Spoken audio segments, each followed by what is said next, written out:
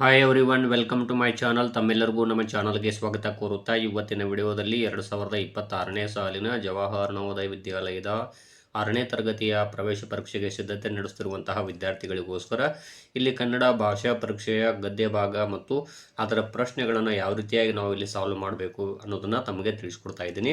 ಇನ್ನು ತಾವು ನಮ್ಮ ಚಾನಲ್ ಫಸ್ಟ್ ಟೈಮ್ ನೋಡ್ತಾ ಇರೋರು ನಮ್ಮ ಚಾನಲ್ ಸಬ್ಸ್ಕ್ರೈಬ್ ಆಗಿರಿ. ಇದು ನಮಗೆ ಶೈಕ್ಷಣಿಕ ವಿಡಿಯೋ ಮಾಡಲಿಕ್ಕೆ ಇನ್ಸ್ಪಿರೇಷನ್ ನೀಡುತ್ತದೆ ಅಂತ ತಿಳಿಸುತ್ತಾ, ಇಲ್ಲಿ ಕೊಟ್ಟಿರುವಂತಹ ಗದ್ಯ ಭಾಗವನ್ನು ಮೊದಲು ಸ್ಪಷ್ಟವಾಗಿ ಶುದ್ಧವಾಗಿ ನೀಟಾಗಿ ಓದ್ಕೋಬೇಕು. ತದನಂತರ ಕೊಟ್ಟಿರುವ ಪ್ರಶ್ನೆಗಳಿಗೆ ಆನ್ಸರ್ ಮಾಡಬಹುದು. ಇಲ್ಲಿ ನೋಡ್ಬೋದು, 460 ಪುಟದ ಒಂದು ಪುಸ್ತಕದಲ್ಲಿ ಭೂಮಿಯ ಕಥೆ ಇದೆ. ಪ್ರತಿಯೊಂದು ಪುಟ ಅಂದರೆ 1,00,00,000 ವರ್ಷ.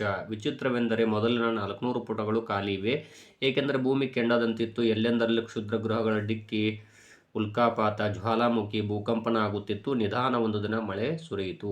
ಅಲ್ಲಲ್ಲಿ ನೀರು ಹರಿದು ಪಾಚುಗಟ್ಟಿ ಅತಿ ಪುಟ್ಟ ಜೀವಿಗಳ ಉಗಮಕ್ಕೆ ಸಿದ್ಧತೆ ನಡೆಯಿತು. 435 ಪುಟಗಳವರೆಗೂ ಅದೇ ಕತೆ. 440 ಪುಟದಲ್ಲಿ ಮೊದಲ ಹೂವು ಅರಳಿತು. 458ರಲ್ಲಿ ಡೈನೋಸಾರುಗಳು ಬಂದವು. ಆಗಿನ್ನೂ ಪಕ್ಷಿಗಳು ವಿಕಾಸವಾಗಿರಲಿಲ್ಲ.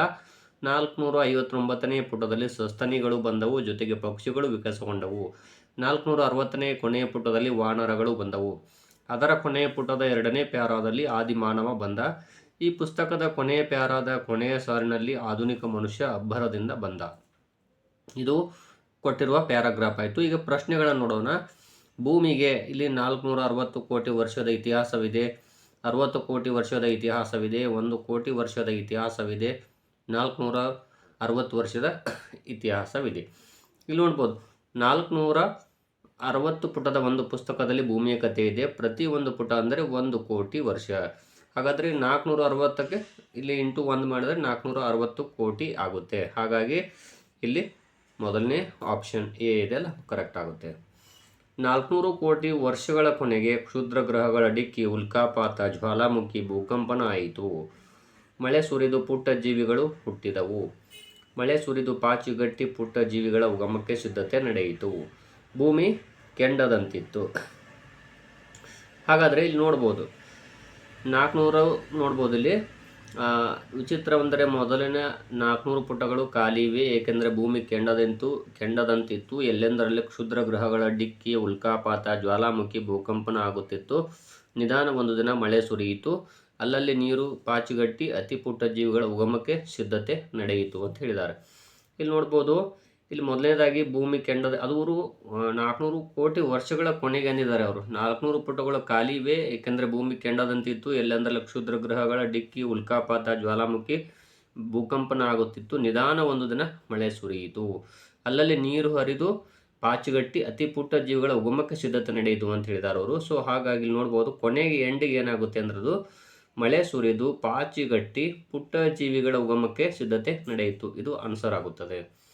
400ರಿಂದ 440 ಕೋಟಿ ವರ್ಷಗಳಲ್ಲಿ ಭೂಮಿಯ ಮೇಲೆ ಸಸ್ಯಗಳು ಮತ್ತು ಪುಟ್ಟ ಜೀವಿಗಳು ಉದ್ಭವಿಸಿದವು. ಮೊದಲು ಹೂವು ಅರಳಲು ಪ್ರಾರಂಭಿಸಿತು. ಗಿಡಗಳು ಮತ್ತು ಪ್ರಾಣಿಗಳು ಹುಟ್ಟಿದವು. ಗಿಡಗಳು ಮತ್ತು ಪ್ರಾಣಿ ಪಕ್ಷಿಗಳು ಕಾಣಿಸಿಕೊಂಡವು. ಅಂದರೆ 400ರಿಂದ 440 ಕೋಟಿ ವರ್ಷಗಳ ನಡುವೆ ಅಂತ ಹೇಳಿದ್ದಾರೆ. ಇಲ್ಲಿ ನೋಡ್ಬೋದು, 435 ಪುಟಗಳವರೆಗೂ ಅದೇ ಕಥೆ ಆದಮೇಲೆ ನೋಡ್ಬೋದು, ಇಲ್ಲಿ 440ರ ಪುಟದಲ್ಲಿ ಮೊದಲು ಹೂವು ಅರಳಿತು ಅಂತ ಹೇಳಿದ್ದಾರೆ ಅವರು. ಹಾಗಾಗಿ ಇಲ್ಲಿ ಆಪ್ಷನ್ಸ್ಗಳನ್ನು ನೋಡ್ತಾ ಹೋಗ್ಬೋದು. ಇಲ್ಲಿ ಮೊದಲು ಫಸ್ಟಿಗೆ ಏನಾಗುತ್ತೆ ಅಂದರೆ ಹೂವು ಅರಳಲು ಪ್ರಾರಂಭಿಸಿತು. ಹಾಗಾಗಿ ಇದೇ ಆನ್ಸರ್ ಆಗುತ್ತದೆ. ಇನ್ನು ನೆಕ್ಸ್ಟ್ ಪ್ರಶ್ನೆ, ಸಸ್ತನಿಗಳಿಗೆ ಇದು ಉದಾಹರಣೆ ಅಲ್ಲ. ಇಲ್ಲಿ ನೋಡ್ಬೋದು, ಇಲ್ಲಿ ಮಾನವ, ಇಲ್ಲಿ ನೆಕ್ಸ್ಟು ಆಡು, ಮಂಗ, ಪಾರಿವಾಳ. ಸಸ್ತನಿಗಳಂದರೆ ಇಲ್ಲಿ ಮರಿ ಹಾಕುವಂತಹ ಇಲ್ಲಿ ಪ್ರಾಣಿಗಳು. ಹಾಗಾಗಿ ಇಲ್ಲಿ ಮಾನವ ಆಗಿರ್ಬೋದು, ಆಡು ಆಗಿರ್ಬೋದು, ಮಂದು ಇವೆಲ್ಲ ಕೂಡ ಸಸ್ತನಿಗಳಾಗ್ತವೆ, ಪಾರಿವಾಳ ಆಗುವುದಿಲ್ಲ. ಸೊ ಇಲ್ಲಿ ಡಿ ಆಪ್ಷನ್ ಆಗುತ್ತದೆ. ಇನ್ನು ಡೈನೋಸಾರ್ಗಳು ಸಸ್ತನಿಗಳು ಮತ್ತು ಪಕ್ಷಿಗಳ ಜೊತೆಗೆ ಹುಟ್ಟಿಕೊಂಡವು. ಸಸ್ತನಿಗಳು ಮತ್ತು ಪಕ್ಷಿಗಳ ಮುಂಚೆ ಹುಟ್ಟಿದವು. ಪುಟ್ಟ ಜೀವಿಗಳು ಸಸ್ತನಿಗಳು ಮತ್ತು ಪಕ್ಷಿಗಳ ಮುಂಚೆ ಹುಟ್ಟಿದವು. ಸಸ್ಯಗಳು, ಪುಟ್ಟ ಜೀವಿಗಳು, ಸಸ್ತನಿಗಳು ಮತ್ತು ಆಧುನಿಕ ಮಾನವರ ಜೊತೆ ಹುಟ್ಟಿದವು ಅಂತಿದೆ. ಇಲ್ಲಿ ನೋಡ್ಬೋದು, ಪ್ಯಾರಾಗ್ರಾಫನ್ನು ನೋಡ್ತಾ ಹೋದರೆ ಗೊತ್ತಾಗುತ್ತೆ. ಇಲ್ಲಿ 458ರಲ್ಲಿ ಡೈನೋಸಾರ್ಗಳು ಬಂದವು ಅಂತ ಹೇಳಿದ್ದಾರೆ. ಹಾಗಾಗಿ ಅಲ್ಲಿನೂ ಪಕ್ಷಿಗಳು ವಿಕಾಸವಾಗಿರಲಿಲ್ಲ. 459ನೇ ಪುಟದಲ್ಲಿ ಸಸ್ತನಿಗಳು ಬಂದವು, ಜೊತೆಗೆ ಪಕ್ಷಿಗಳು ಕಾಣಿಸಿಕೊಂಡವು. ಹಾಗಾಗಿ ಇಲ್ಲಿ 458ರಲ್ಲಿ ಅಂದರೆ ಡೈನೋಸಾರ್ಗಳು ಬಂದವು ಅಂತ ಹೇಳಿದ್ದಾರೆ. ಇಲ್ಲಿ ಆಪ್ಷನ್ ನೋಡಿದಾಗ ಸಸ್ತನಿಗಳು ಮತ್ತು ಪಕ್ಷಿಗಳ ಜೊತೆಗೆ ಹುಟ್ಟಿಕೊಂಡವು, ಇದು ಆನ್ಸರ್ ಆಗೋಲ್ಲ.